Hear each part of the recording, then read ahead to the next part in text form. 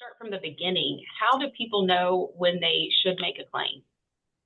Yeah, I'll take that one. I'll share a personal story just real quick. I was an injury lawyer, and back in 2005 when Rita hit, we had evacuated, and about 2.5 weeks later, someone told us that we had exposed decking on our roof, meaning some of the shingles were missing. We didn't have a lot of shingles that were missing, just some, and where those shingles were missing, that was going to be in our house, and we didn't have a clue what that meant. And when we went home, we saw the damage and we filed a claim, and our insurance company said they would make it right for us and get us back. Well, my home was just a couple years old, and my builder said he could fix it for $90,000, I think, or 85,000, something like that. And my insurance company paid me about a third of that. And since then, I've been made it my mission in life to try to help people through this process, because felt like it could happen to me. I can't imagine how difficult it must be for a non-lawyer to deal with that. So one of the things I think that you look for when you're deciding, hey, should I make a claim? Should I not make a claim? Was obviously if there's water getting in your house, in your structure there, your beach home.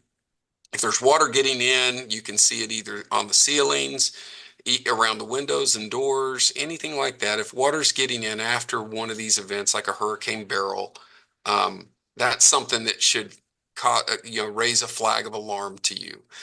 If you look at the roof, and I know it's hard to see those roofs up there, they're pretty high up there, but if you can see that you're missing shingles, or there's torn shingles or lifted shingles or anything like that, or if you see any of the decking, if any of that's visible, you're going to have water damage.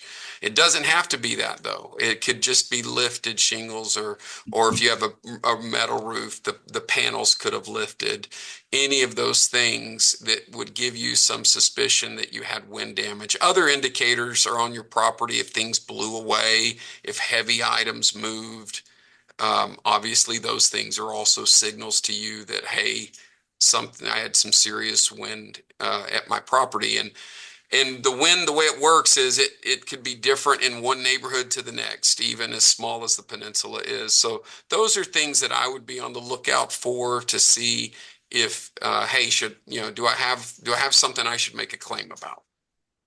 I think that sometimes it's not always very obvious that you need to make a claim, right? If you're not specifically going out and looking for damages, if someone finds out and it's been a few months since the storm or the wind event, when is it too late to open a claim? Well, the good rule of thumb is make it as quickly as you can, right? And I know some people maybe aren't getting there all the time. Maybe they are in their homes in and out, on a monthly basis, but you should make the claim as quickly as you can. But under the TWIA policy, you have 1 year from the date of loss. And that's important to know. So you should flag that down. You have a year from the date of that event to make the claim. And so remember that, but do make it as quickly as you can.